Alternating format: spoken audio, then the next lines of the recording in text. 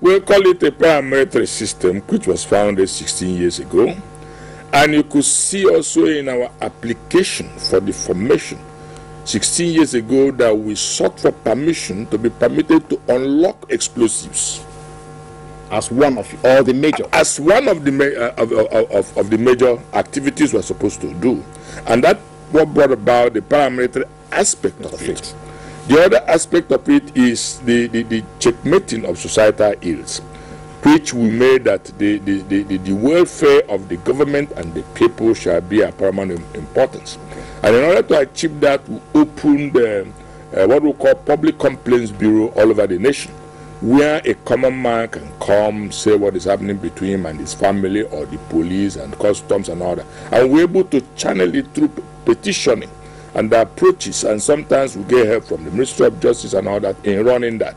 Then we have the third one, which is the program board, the project board, where we now run seminars and workshops. So we make money also through enlightenment programs. We make money through placement of crisis action control squad. We make money also, people we serve.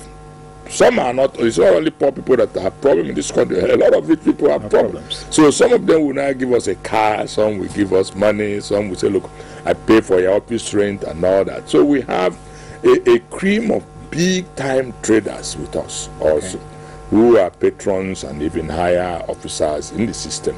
And they do go about their businesses. They come for training once once every week on Thursdays, where we teach them how to defend themselves, self-defensive mechanism, because that is what we need now even to fight Boko Haram, and to also ameliorate the kidnapping and armed robbery.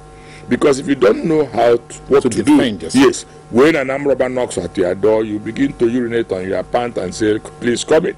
When, if you are trained, you'll be able, first of all, we train you on the positioning of the window, the door, whether it should be locked inside and outside, and then what happens when an intruder is there, then how possible places you can take cover, and wait, even with knife, you can still conquer an intruder, because you know the terrain well. It is your own home.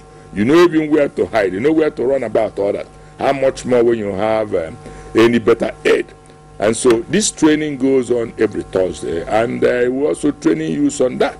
Because the issue is that our youths will inherit a more problematic society.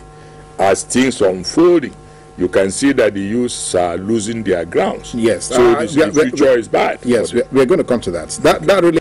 I will add other experiences, because after the Biafran War, in all sense of sincerity, I was also among what were called Biafran Youth Front in Ivory Coast.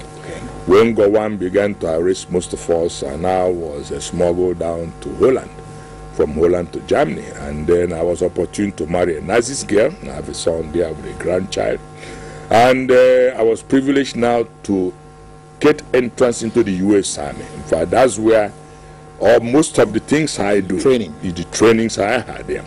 It was a civil society within the U.S. Army, because as of that time in Germany, it was only West and East, and they had no army of their own. So they had what they call police, was a police state. And with my privilege in there, I was able now to extend my interest into the working of the German police, because they were regarded as then as the most perfect in the whole world. That's the East German police? Yes. The West German police.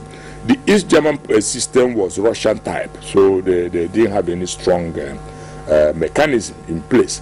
But the West German, and that was why their economy grew, was so perfect that it was difficult for any crime to happen.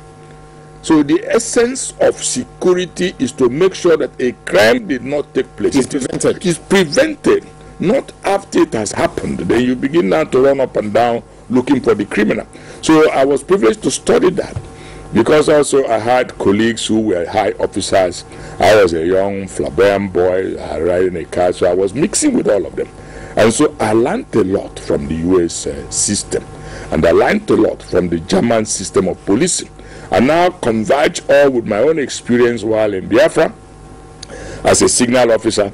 And then also, having come to Nigeria in early 80s also, I set up a security outfit, which later collapsed, because Nigerians didn't know what security is all about as of then.